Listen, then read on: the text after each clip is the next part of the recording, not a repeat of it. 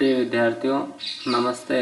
आज हम छायावाद के महेश सूर्यकांत त्रिपाठी निराला द्वारा रचित तोड़ती पत्थर कविता पर बात करेंगे। इसकी व्याख्या पर चर्चा करेंगे।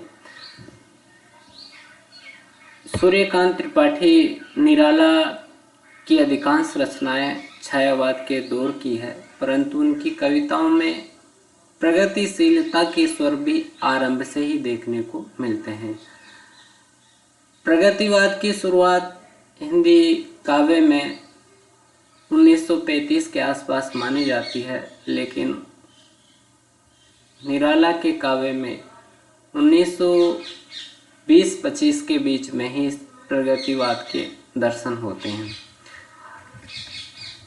निराला का जीवन अत्यंत संघर्षों में गुजरा और उनके इस जीवन संघर्ष का प्रभाव उनके काव्य पर झलकता है। उनके काव्य में उनके जीवन संघर्षमय जीवन की जो है परछाई दिखाई देती है, दृष्टिगत होती है। निराला की कविताओं में जो सामाजिक और यथार्थपूर्ण दृष्टि दिखाई देती है, वह उनके जीवन संघर्षों की ही देन है।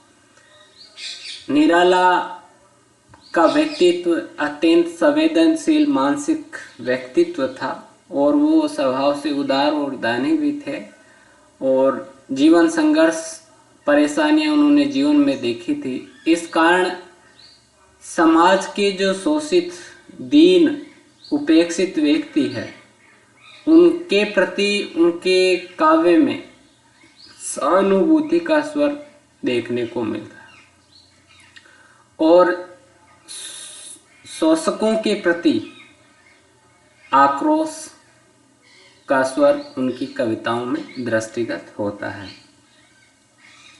वह तोड़ती पत्थर जो कविता है, इसकी रचना 1937 ईस्वी में हुई और सुधा पत्रिका के मई अंक में ये प्रकाशित हुई। बाद में अनामिका के द्वितीय संस्करण में इसका संकलन किया गया।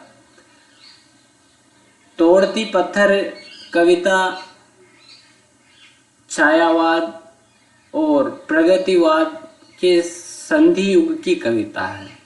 छायावाद का अवसान और प्रगतिवाद का प्रारंभ हो रहा था, इस कारण इसमें दोनों ही प्रवृत्तियां देखने को मिलती है। छायावादी भावुकता है तो प्रगतिवादी जो चेतना है, शोषक वर्ग संघर्ष की चेतना, वो इसमें दृष्टिगत होती है। मुख्य स्वर इसका प्रगतिवादी है। इस कविता में निराला ने सड़क के किनारे गर्मी की झुलसा देने वाली दोपहरी में पत्थर तोड़ती एक महिला की कार्यस्थल की प्रतिकूल परिस्थितियों में उसकी जो पीड़ा है, उसकी जो दीनता है, उसका चित्रण किया है और उस महिला की दीनता और पीड़ा के प्रति सहानुभूति व्यक्त करके कवि संपूर्ण श्रमिक वर्ग के प्रति सहानुभूति व्यक्त करता है। साथ ही इस कविता में सामाजिक और आर्थिक विषमता को भी परिवेश की विरोधी स्थितियों के माध्यम से कवि ने चित्रित किया है और जो पूंजीपति है, शोषक है, संभ्रांत वर्ग के लोग हैं, उनकी हृदयहीनता पर, उनकी असंवेदनशीलता पर इसमें आक्षेप किया गया है, उसमें चोट की गई।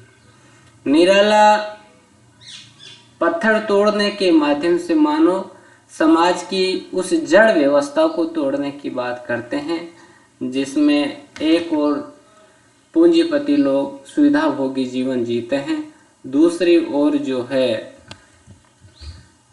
श्रमिक मजदूर वर्ग जो है वो भूख की व्यवस्था से मजबूर रहते हैं और पीड़ा, वेदना और कष्टमय जीवन जीते हैं और उनकी ये व्यवस्था है कि वो इस पीड़ा वेदना को अभिव्यक्त भी नहीं कर पाते हैं। तो हम देखते हैं वह तोड़ती पत्थर देखा उसे मैंने इलाहाबाद के पथ पर, वह तोड़ती पत्थर। कवि सड़क के किनारे पत्थर तोड़ती हुई एक श्रमशील महिला के बारे में वर्णन करते हुए कहता है कि मैंने उसे इलाहाबाद की सड़क के किनारे पत्थर तोड़ते हुए देखा है और वो अपने पत्थर तोड़ने के क्रम में लगी हुई थी, लगातार पत्थर तोड़ते जा रही थी। यहाँ पर हम बात करते हैं कि वह जो है सर्वनाम से इस कविता का प्रारंभ किया गया और वह सर्वनाम अन्य पुरुष के लिए प्रयुक्त होता है। तो इसमें वर्णित जो महिला है वो विशेष नहीं है, वो सामान्य है और उसका सामान्यीकरण करके कवि जो है उस महिला के माध्यम से संपूर्ण श्रमिक वर्ग की जो दयनीय दशा है, उसकी जो दीनता है, उसकी जो व्यवस्था है, उसके कार्यस्थल की जो प्रतिकूलताएं हैं, वह केवल उसे एक महिला की नहीं है बल्कि पूरे श्रमिक वर्ग की है। श्रमिक वर्ग के हर सदस्य को, हर व्यक्ति को, समाज के हर श्रमिक को ये पीड़ा झेलनी पड़ती, इसकी ओर संकेत करता है। दूसरी बात, कवि कहता है कि मैंने उसे इलाहाबाद के पथ पर देखा है और यहाँ कवि इस बात की पुष्टि करता है कि वो खुद इसका साक्ष्य है कि उस श्रमिक महिला को उसने वहाँ पर पत्थर तोड़ते हुए देखा था और उसके कार्यस्थल की जो प्रतिकूलताएं थी और परिवेश की जो विरोधी स्थितियां थी, वह उन सभी का वो साक्षी है। आगे कहता है उसके परिवेश का चित्रण करते हुए कवि, कोई न छायादार पेड़ वह जिसके तले बैठी हुई स्वीकार, श्याम तन भर बंधा यौवन नथ नयन प्रिय क्रम रथ मन, गुरु हथौड़ा हाथ कृति बार बार प्रहार, सामने तरु मालिका अट्टालिका प्रकार। कवि कहता है कि जिस स्थान पर वो महिला सड़क के किनारे पत्थर तोड़ रही थी वहां पर कोई भी छायादार पेड़ नहीं था जो उसे उस झुलसा देने वाली गर्मी की तीव्रता से, प्रचंडता से उसे बचा सके। अर्थात खुले आसमान में भयंकर दोपहरी में वो पत्थर तोड़ रही थी, हुई स्वीकार, और उस कार्यस्थल की जो प्रतिकूलताएं थी उसको उसने स्वीकार कर लिया था।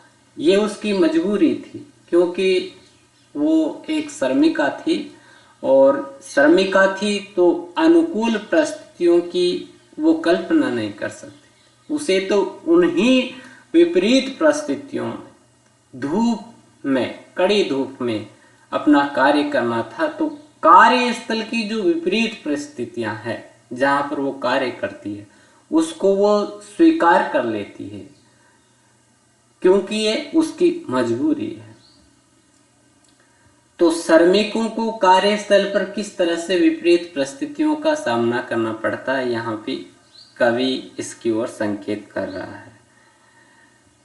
श्याम तन भर बंधा यौवन नत नयन प्रिय करम रत्न, और यहाँ उस कवि जो है उस श्रमिक महिला के सौंदर्य के बारे में चित्रण करते हुए कहता है कि श्याम तन, उसका जो शरीर था वो सांवला था, भर बंधा यौवन, और उसका यौवन जो था उसके सुंदर सुडौल सुगढ़ शारीरिक विन्यास में बंधा हुआ। अर्थात उसकी जो काया थी, उसका जो देह था वह सुगढ़ था, सुडौल था और सुंदर था। यौवन का जो सौंदर्य था वह उस शारीरिक विन्यास में झलक रहा था। यहाँ पर श्याम तन और भरबंदा यौवन, इन शब्दों का प्रयोग कवि ने विशिष्ट प्रयोजन से किया। श्याम तन तो ये बताता है कि श्रमिकों को धूप में कार्य करना पड़ता है, इसके कारण उनका जो रंग है वो सांवला हो जाता है। भरबंदा यौवन से एक और तो उस युवती के यौवन के सौंदर्य की बात तो हुई है, लेकिन उससे अधिक कवि ये भी कहना चाहता है कि वह मेहनत का स्त्री थी और हमेशा मेहनत करती थी।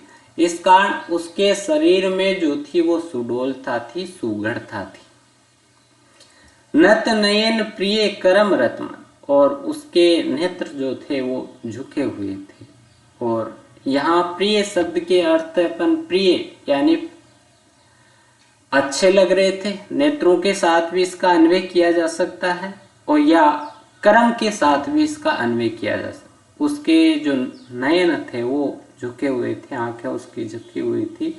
ये उस युवती की लज्जाशीलता को भी व्यक्त कर सकता है कि और भी संकेत करता है। तो नत नयन प्रिय कर्म रत्न, और उसके प्रिय कर्म में उसका मन भी पूर्ण तन्मयता से लगा हुआ था। प्रिय शब्द का अन्वय नयनों के साथ करें तो नेत्र, उसके झुके हुए नेत्र अत्यंत प्रिय लग रहे थे और वो पूर्ण तन्मयता के साथ, पूरे मन के साथ उस काम में लगी हुई थी। प्रिय का अन्वय कर्म के साथ करें तो यूं कह सकते हैं कि वो झुके हुए नेत्रों से अपने प्रिय काम में पूर्ण तन्मयता के साथ लगे, जैसे वो उसका प्रिय काम हो, वो उसे प्रिय हो। और चूंकि स्त्री है, स्त्री के लिए प्रिय की बात होती है, तो यहाँ प्रिय की बात को ही कवि अभिव्यक्त करता है कि जिस तरह से प्रियतम में उसका मन रमा रहता है स्त्री का, उसी तरह से वह युवती जो अपने काम में ही पूर्ण तन्मयता के साथ, तल्लीनता के साथ रमी हुई थी, लगी हुई थी। तो ये यहाँ पर जो कवि है ये संकेत करता है कि इसका अर्थ ये नहीं है कि वो उसका प्रिय क्रम था, ये उसकी मजबूरी थी, व्यवस्था थी। गुरु हथौड़ा हाथ करती बार बार प्रहार, सामने तरु मालिका अट्टालिका प्राकार।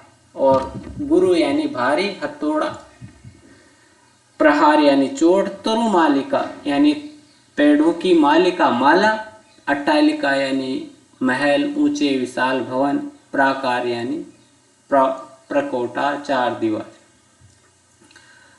और उस वह अपने हाथ में भारी हथौड़ा लिए हुए थे और उस भारी हथौड़े से बार बार पत्थरों पर प्रहार कर रही थी। यहाँ पर करती बार बार प्रहार के बाद कवि ने सामने तरु मालिका अट्टालिका प्राकार, यहाँ पर परिवेश की विरोधी स्थिति का चित्रण किया। जहाँ पर वो पत्थर तोड़ रही थी उसके सामने ऊंचे ऊंचे विशाल महल थे, जो जिनमें वृक्षों की पंक्तियां सजी हुई थी। छायादार वृक्षों से वो घर जो थे, ऊंचे महल जो थे वो अटे हुए थे, सजे हुए थे, और प्राकार चार दीवारी से वो महल सुरक्षित थे। चारों ओर उनकी चार दीवारी बनी हुई थी।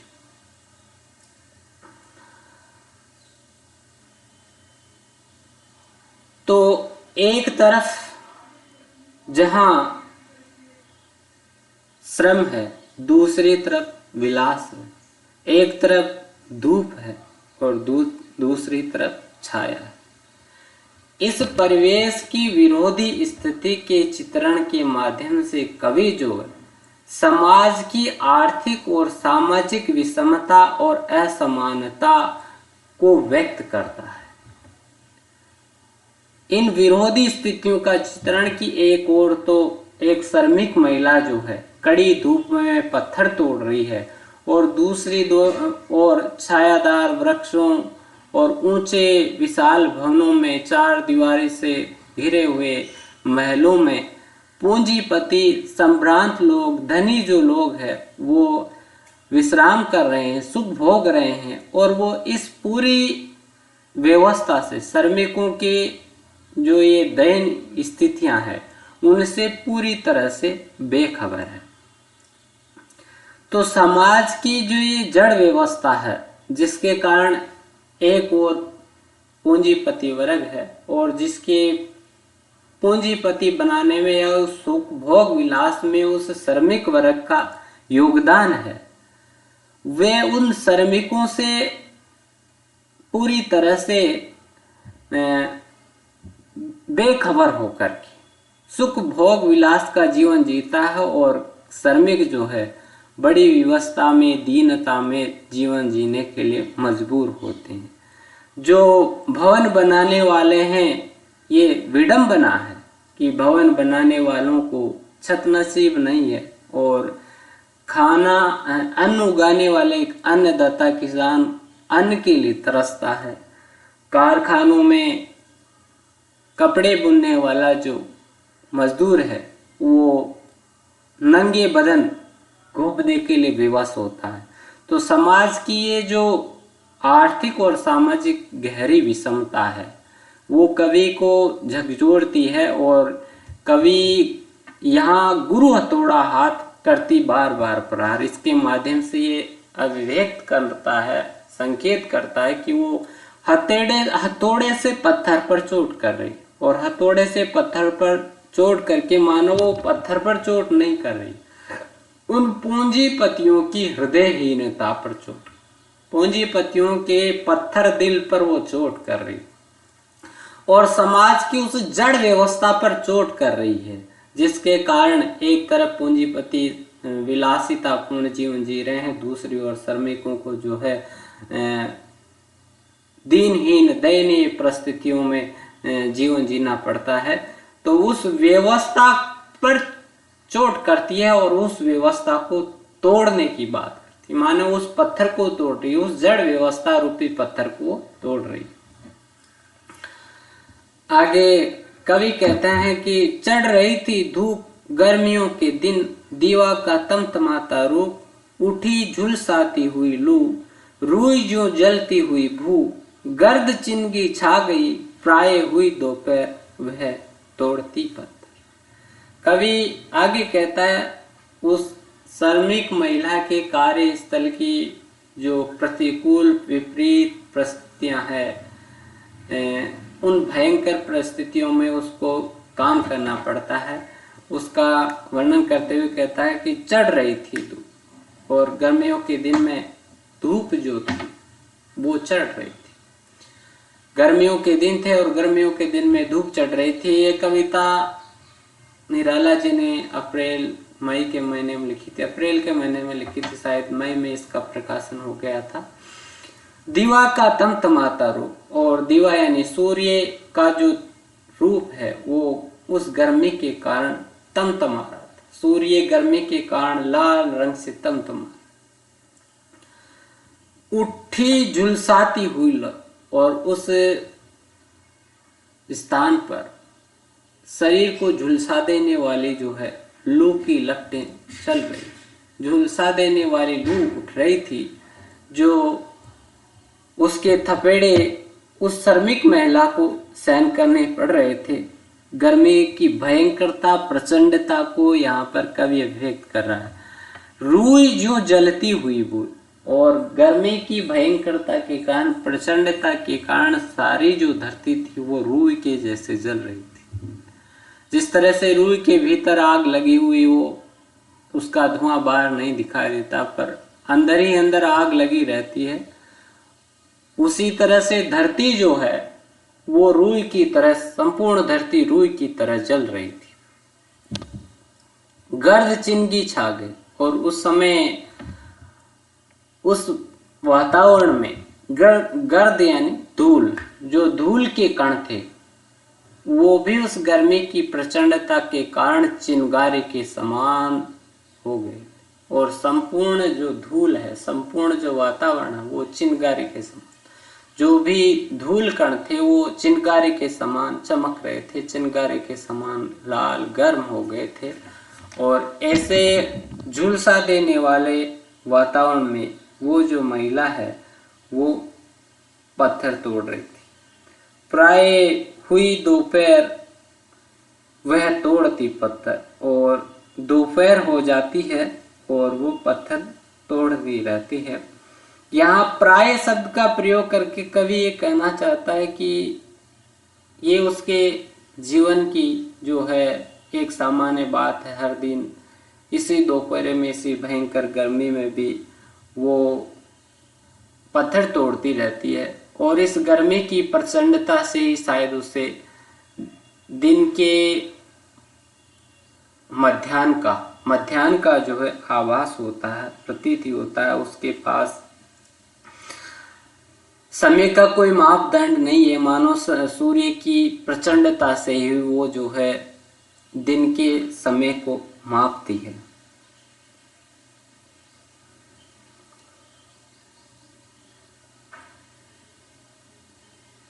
तो इसमें कवि उसके कार्यस्थल की जो प्रतिकूल परिस्थितियां हैं उसका गर्मी की प्रचंडता के माध्यम से चित्रण करता है कि सारी धरती लू से जल रही थी, रुई के समान जल रही थी, और एक एक धूल का एक एक कण जो था वो चिंगारी की, आग की चिंगारी सा लग रहा था, और ऐसे चिंगारियों के जो गर्द है वो पूरे आकाश में छा गई थी।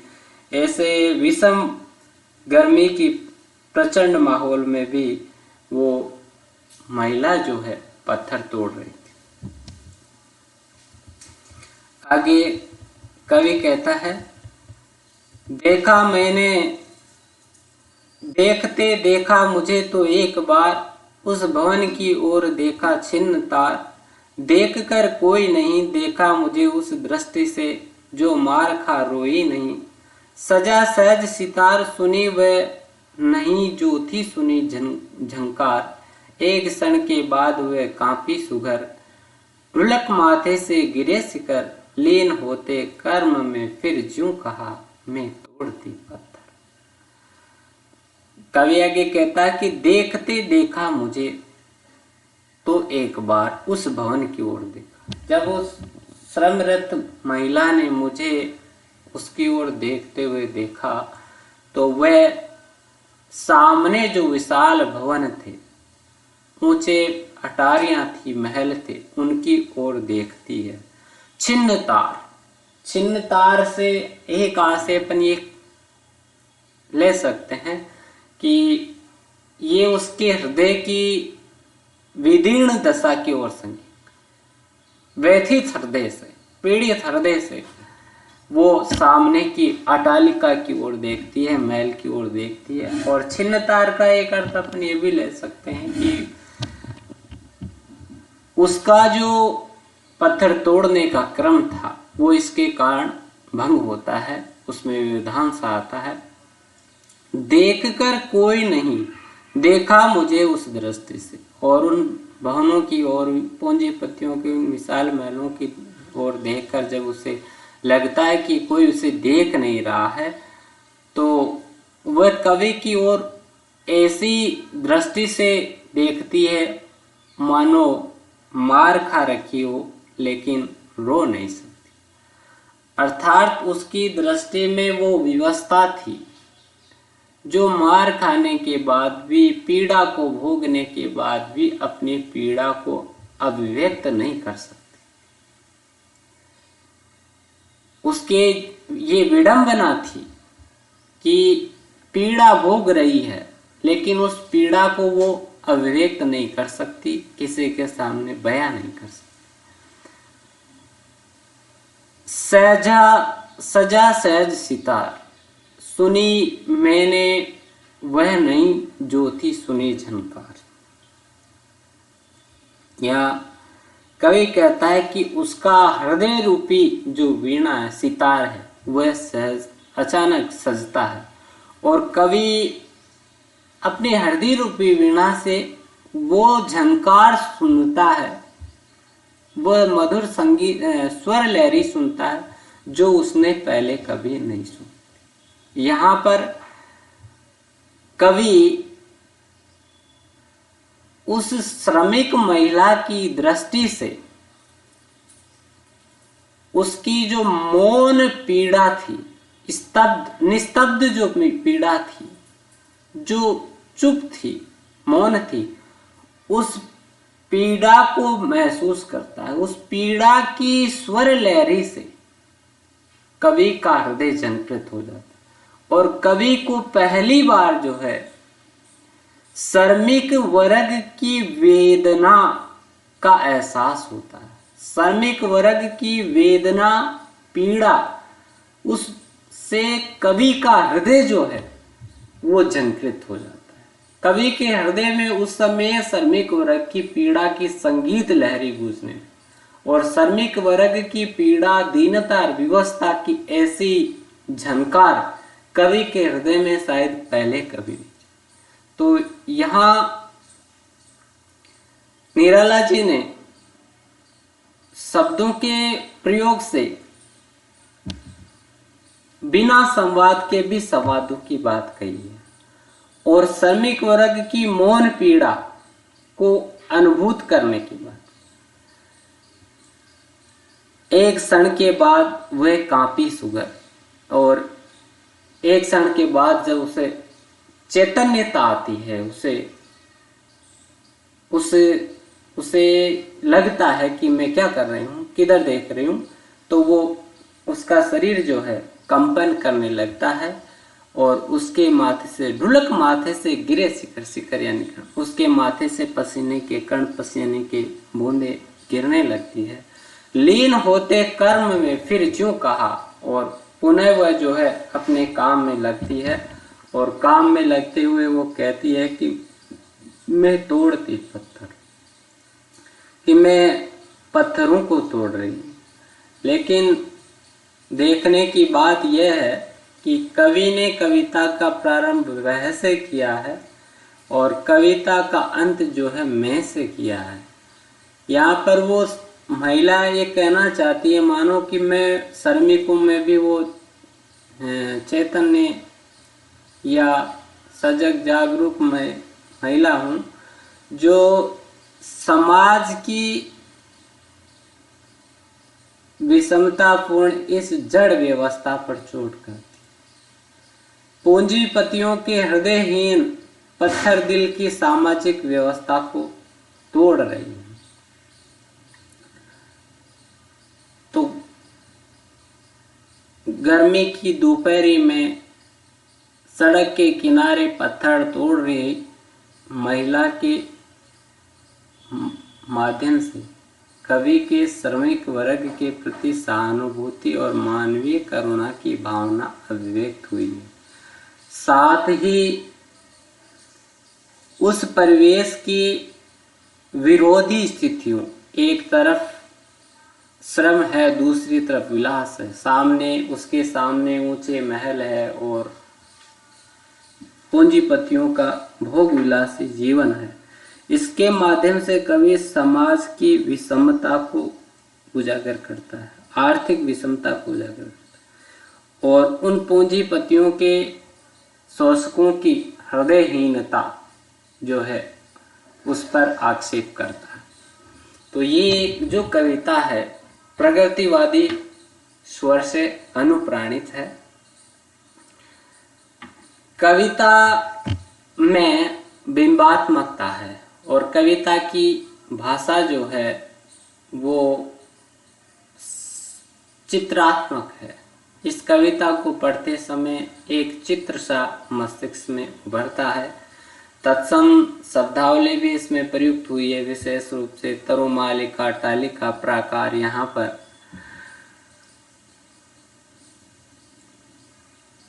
अलंकारों की बात करें तो इसमें एक ये उपमा अलंकार का प्रयोग हुआ है। यहाँ पर रूई जूं जलती हुई बहू।